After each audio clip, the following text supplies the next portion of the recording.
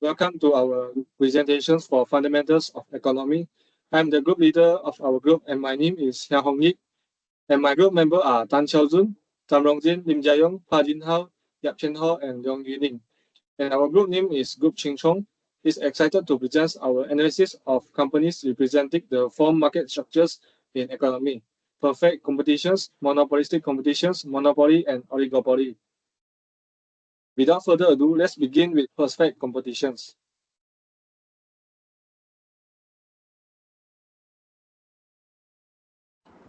Hi, I'm Lin Jiarong. Let's talk about perfect competition. And our topic about this is hawker center. Hawker center or Medan Sereda are more than food courts. They are the heart of local culture.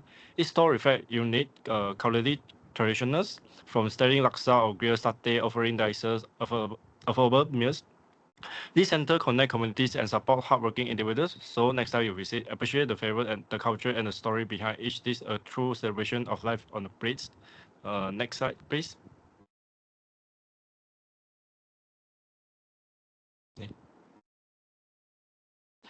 Hawker centers are various hub of activity, but behind the scenes, they are also frequently competitive markets. Each store faces a minimum of 10 competitors offering similar dish or alternative.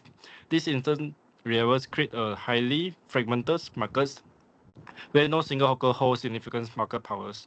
With so many options available, customers have the freedom to choose based on the price, quality, or preference. This competitive keeps price low, but also challenges hawker to stand out through innovative and consistency. Ultimately, the sheer number of competitors ensure a dynamic but tough economic environment where only the best can thrive in crowded marketplace. So I will pass to next member. So I'll be talking about the product differentiation strategies that the hawkers use.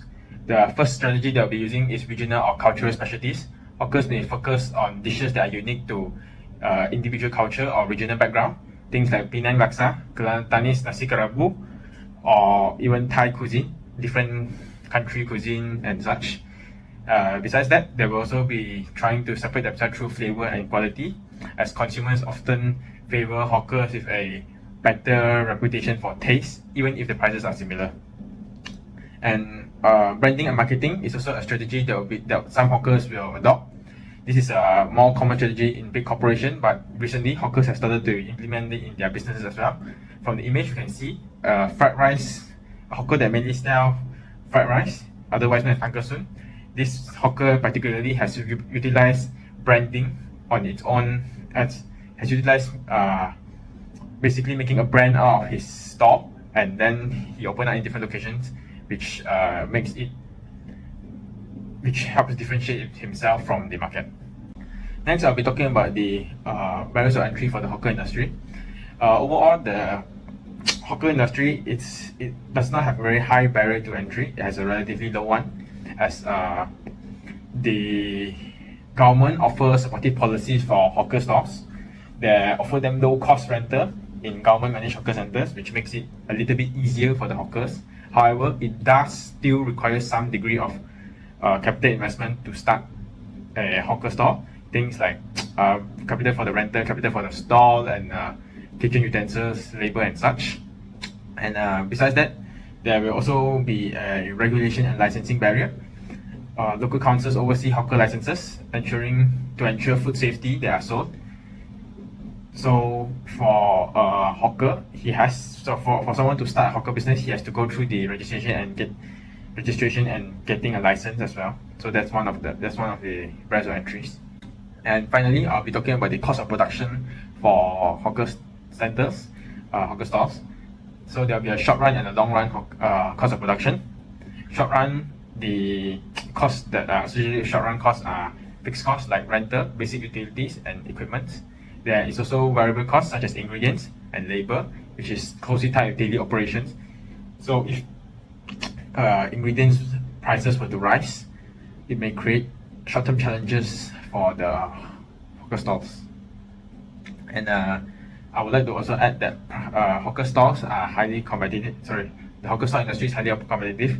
Hence, the hawker stalls are all price takers, which means they cannot impact the price significantly. So they'll have to focus on managing their costs. And moving on to the long run costs, the hawker stalls, they don't really have much of a long run cost as they cannot scale their business very much. Most of them will have to remain as a small business with a fixed production capacity. Ultimately, it is down to whoever who is the best at managing their cost that will survive in this competitive market of the hawker industry. I would like to add that hawker industries have a very flexible exit option, as it is a very low sunk cost industry, which makes it really easy to exit if the hawkers notice that they are not making profits. And now I will present about monopolistic competition, and the industry we choose is mamak. So now I will introduce the background of mamak restaurant. Mamak restaurant are popular eating place in Malaysia run by Indian Muslim owners. They serve affordable local dishes such as roti canai, nasi kandar, mee goreng, and drinks such as teh tarik. These restaurants are mostly open 24/7, making them a favorite spot for Malaysians to eat, hang out, and watch football match. Mamak shops are known for their friendly atmosphere and affordable price, attracting people from all walks of life. And this is one of the example for mamak restaurant. Is it Pelita Nasi Kandar? Pelita Nasi Kandar is one of the largest mamak chains in Malaysia, offering tasty and affordable foods. It started as a small shops and grew into nationwide brand because of its variety of dishes and consistent quality. Next. And now I will talking about the number of competitors in the field. So mamak compete with many mamak. The market is highly competitive with numerous mamak restaurants spread across cities, towns, and rural areas in Malaysia. While each restaurant offers similar menus, their scale varies. Large chains like Polita compete with small, family-run business establishments. So people usually choose a restaurant based on how close is it, like how popular is it, or specific preference. Next.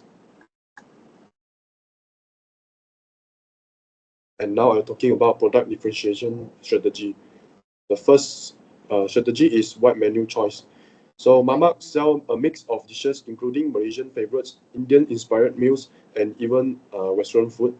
For example, Chef Bistro offers nasi biryani and nasi lemak on the same menus, so customer can choose different meals in the one place.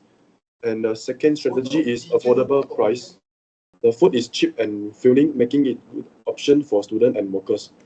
For example, a plate of roti canai with curry costs as little as 1 ringgit and 50 cents, much cheaper than most cafes. Next. So the third strategy is custom order. Customer can mix and match their dishes or ask for extra sauce or toppings. For example, sometimes I will order Milo dinosaur, which is Milo drinks with extra chocolate powder, or fried noodles with eggs and chicken. And a fourth strategy is social gathering spot. Mamak shops are lively place for hanging out and watching football match. And next slide. And the last strategy is mamak usually opens 24/7. Most mamak are always open, so people can eat there anytime, including day or night. That's all for me, and I will pass it to Rongjian. For barriers to entry, opening a mama requires moderate capital for renting or purchasing premises, kitchen equipment, and raw materials. However, securing a prime location can be challenging due to high rental costs in urban areas, especially in the clang areas. New entrants must also meet halal certification standard and comply with Malaysia Food Act 1983 to ensure hygiene and quality, which can be hurdle for inexperienced operators. Additionally, many established mama restaurants have strong brand recognition and customer loyalty, making it difficult for new entrants to attract customers due to stiff competition from well-established brands. For cost production in the short run and long run, in the short run, there are several key production costs. The price of ingredients such as vegetables and meats are influenced by market demand and supply, which can lead to variability in costs. Labor costs are also significant, particularly since mamak restaurants often operate 24/7. Lastly, operating around 24/7 will cause high utility bills for electricity, water, and gas, which contribute to substantial short-term expenses. For a long run, there are opportunities to reduce production costs. Larger mama restaurant chains can take advantages of economy of scale, which negotiating better price with suppliers and reducing per unit costs. Additionally, investing in technology such as automated system, self-service kiosks, and point-of-sale system can improve operational efficiency and reduce on labor costs, ultimately lowering long-term costs. Sustainability practices such as adopting biodegradable packaging or using energy-efficient equipment may increase operational costs in the short run. However, these practices can become cost-effective in long run as they align with customer expectations and offer long-term saving. I will be talking about the Malaysia Airports Holding Berhad, or MAHB, a significant pillar of Malaysia's transportation infrastructure. Okay, let's start with some background information. It established in 1991. MHB is Malaysia's primary airport operator and is a government-linked company, or call it GLC. As the trusted entity responsible for managing and maintaining most of the country's airport, MHB plays a vital role in connecting Malaysia to the rest of the world. Among the airports under its care is the Kuala Lumpur International Airport, or KLIA, which serves as Malaysia's main gateway. Operating in a monopolistic market structure, MHB holds exclusive control over airport management in the country. This unique position allows it to oversee an extensive network of both international and domestic airports, making it a key player in the nation's transportation sector. Next, please. Okay, now let's talk about competition. MHB operates in a monopoly market structure, which means it faces little to no direct competition in the airport management sector.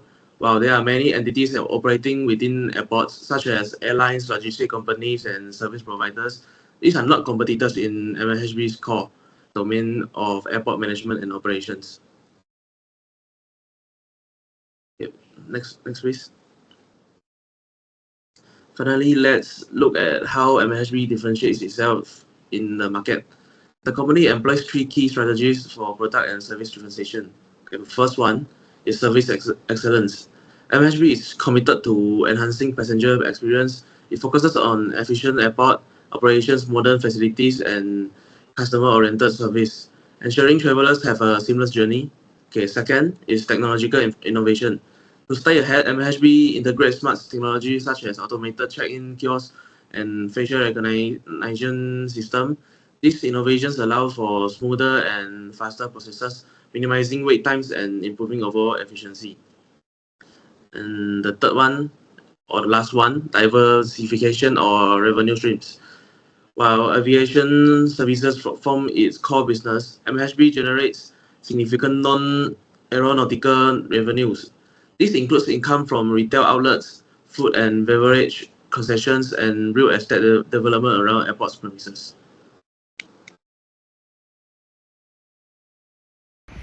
Now, I will discuss the barrier to entry for MHB. One of the main barriers to entry is high capital requirement. The infrastructure needed for operation is expensive to develop and maintain, making it a significant financial challenge for new players. Next, we have regulatory hurdles. MHB benefits from exclusive government endorsement and license, which help protect its position in the market. This regulation creates a significant barrier for newcomers, as they must meet strict standards that are difficult to obtain. Lastly, national monopoly play a crucial role. Through centralized management and large-scale infrastructure, MHB benefits from economy of scale, improving efficiency far beyond potential competitors. This national monopoly makes it difficult for new entrants to economically replicate MHB's scale and operation, thereby deterring competitors from entering in the market. Next. In the short run, MHB faces both fixed and variable costs. Fixed costs like infrastructure maintenance and regulatory compliance account for a large portion of short-run expenses. Variable costs fluctuate with passenger traffic and flight operations, including staffing, utilities, and consumables. To optimize costs, MHB adjusts its operational capacity based on seasonal passenger demand, ensuring efficiency while maintaining high service quality.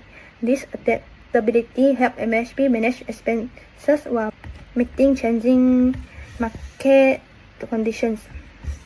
Next, in the long run, MHB achieves cost efficiency through economy of scale, supported by its extensive airport network and centralized management. As the operation goal, MHB average cost decrease, improving overall efficiency. The company also invests in advanced technology, renewable energy, and sustainable infrastructure, significantly reducing long-run operation expenses while meeting environment compliance standards.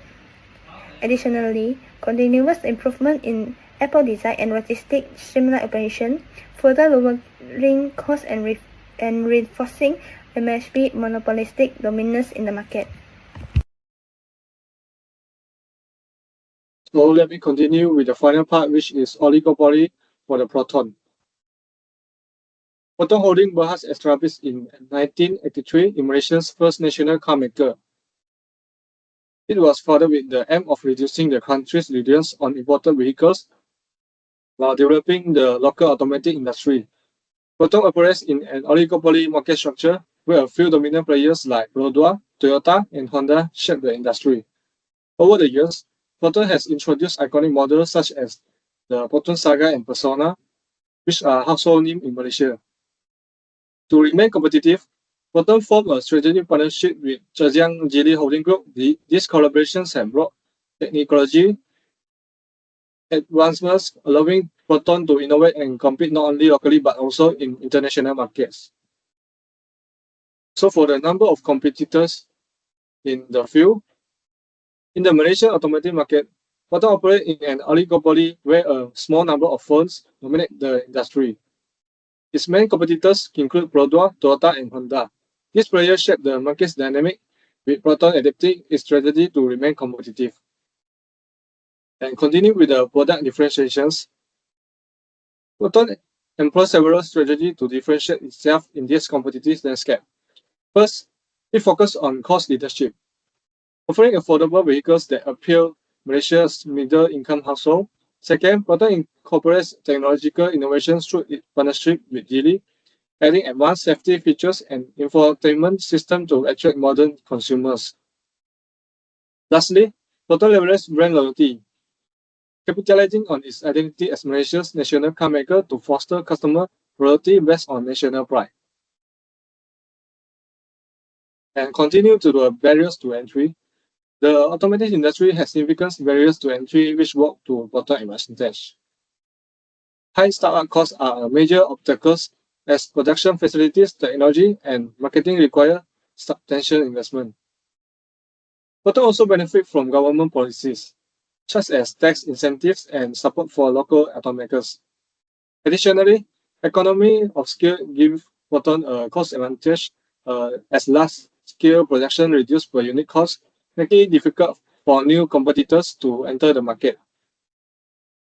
Finally, for the cost reduction in the short run and long run, in terms of cost, Proton face different dynamics in the short and long run. In the short run, fixed costs like factory operations and machinery depreciations are significant, while variable costs fluctuate with production volume. Proton minimizes average cost by operating close to its production capacity, while in the long run, Proton benefits from economies of scale through investment in automations, supply chains, efficiency, and research and development. These advancements have reduced direct total cost, ensuring Proton remains competitive in the oligopoly market. Finally, this is our analysis for 4 companies or products representing the 4 market structure in Malaysia. Thank you for watching our presentations.